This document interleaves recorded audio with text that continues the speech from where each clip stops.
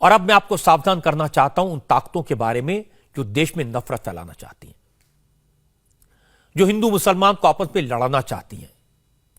ये वो ताकतें हैं जो इस कोशिश में लगी हैं कि भारत की तरक्की को रोका जाए, माहौल को खराब किया जाए, नरेंद्र मोदी को बदनाम किया जाए, लोगों को आपस में लड़ाया जाए। इसके लिए चाहे दंगे कराने पड़े, चाहे लोगों को डरना पड़े। देश के दुश्मन सब कुछ करने को तैयार हैं और लगातार कर रहे हैं, और इसके सबूत भी लगातार सामने आ रहे हैं। आज जो सबूत मिला वो मैं आपको दिखाऊंगा, लेकिन आपको याद दिला दूं, 2 दिन पहले उत्तर प्रदेश की पुलिस ने पीएफआई के 2 कमांडर्स को अरेस्ट किया था। उनके पास से बड़ी मात्रा में विस्फोटक बरामद हुआ था। पुलिस ने दावा किया था ये दोनों यूपी में अपने नेटवर्क को फैलाने के इरादे से आए थे, हिंदूवादी संगठनों के नेताओं की हत्या की साजिश के इरादे से आए थे। पुलिस ने बहुत सनसनीखेज दावे किए। जब ये खबर आई, पुलिस की बात मैंने सुनी, तो उस वक्त मुझे भी लगा था कि पॉपुलर फ्रंट ऑफ इंडिया नाम का संगठन मुख्य तौर पर मुसलमानों के बीच काम करता है, इसका बेस केरल में है, उसके कमांडर्स यूपी में क्या करेंगे। कल जब यूपी पुलिस ने दावा किया कि पीएफआई अब यूपी को अपना ट्रेनिंग ग्राउंड बनाना चाहता है, तो पुलिस की थ्योरी पर कई सवाल उठे थे। मुझे भी हैरानी तो हुई थी, लेकिन आज जो सबूत मेरे पास आए हैं वो ये साबित करने के लिए काफी है कि यूपी पुलिस ने कल जो दावे किए थे उनमें दम तो है।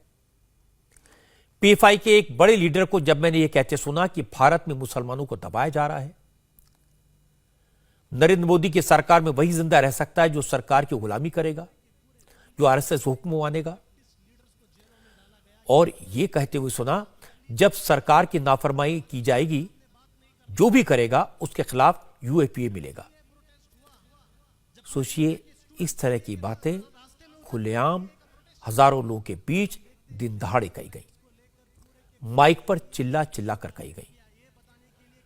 आप पीएफआई के जनरल सेक्रेटरी अनीस अहमद का जहर भरा भाषण सुनेंगे तो आपको भी गुस्सा आएगा। ये ऐसी बातें हैं जिनको सुनकर किसी भी देशभक्त का खून खौल जाएगा।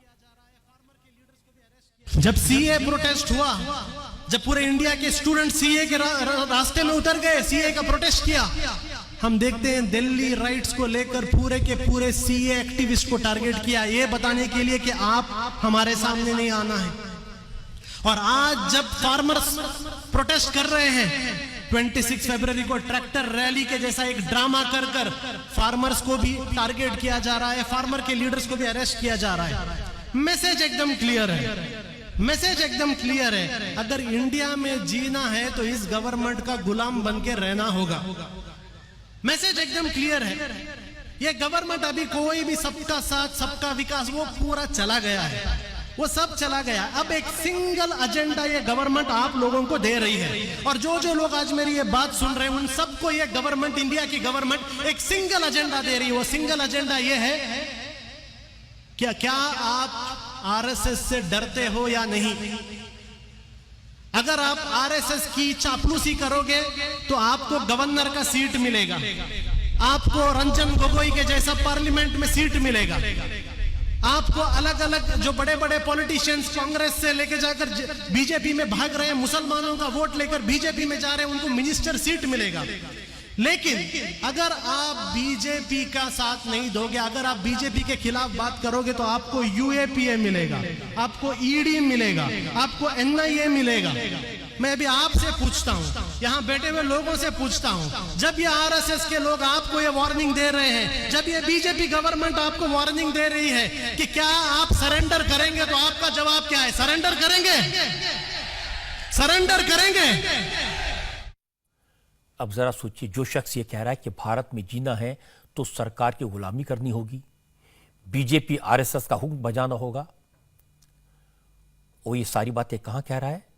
मैंगलोर के उल्ला इलाके के एक मैदान में हजारों लोगों के सामने। कौन से स्टेट में? कर्नाटक में। और कर्नाटक में बीजेपी की सरकार है। अगर सरकार का इतना खौफ होता तो क्या ये इस तरह की बातें खुलेआम मैदान में कर सकते थे? अनीस अहमद ने पहले मुसलमानों को आरएसएस के नाम पर डराया और इसके बाद मुसलमानों को भड़काया। इस शख्स ने कहा अब भारतीय मुसलमानों को आरएसएस के खिलाफ खड़े होना होगा। और फिर इसी शख्स ने शाहीन बाग की बात की, दिल्ली के दंगों की बात की और बार बार कहा मुसलमानों के खिलाफ साजिश हो रही है, अब मुसलमानों को इसके खिलाफ आवाज उठानी होगी, पीएफआई मुसलमानों की कयादत करेगा। एक बात वो भूल चुकी है, इंडिया में आज भी मुस्लिम कम्युनिटी जिंदा है, आज भी मुस्लिम कम्युनिटी जिंदा है। ये मुस्लिम कम्युनिटी के बारे में बहुत सारा नेगेटिव न्यूज भी आता है, बैकवर्ड है, सचर कमेटी में ऐसा लिखा है, एजुकेशन नहीं है, सब है, लेकिन ये मुस्लिम कम्युनिटी की एक कैपेसिटी भी है, याद रखिए।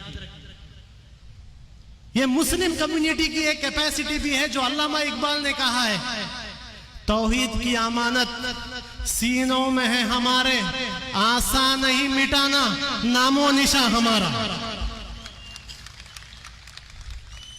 ये इंडिया की मुस्लिम कम्युनिटी को आज लीड लेना होगा, ये आरएसएस को जवाब देने के लिए। जब ये आरएसएस इंडियन फैब्रिक को तबाह करने की कोशिश कर रहा है, इंडियन मुस्लिम्स को लीड लेना पड़ेगा। और आज पॉपुलर फ्रंट ऑफ इंडिया वो लीड ले रहा है, इसलिए हम लोग देख रहे हैं हर दिन पॉपुलर फ्रंट को टारगेट किया जा रहा है। दिल्ली के अंदर सीए प्रोटेस्ट हुए, टारगेट पॉपुलर फ्रंट को बनाया गया। दिल्ली में दंगे कर कर मुसलमानों की जान ली गई, लेकिन केस पॉपुलर फ्रंट पर डाला गया, ईडी पॉपुलर फ्रंट के पीछे आई।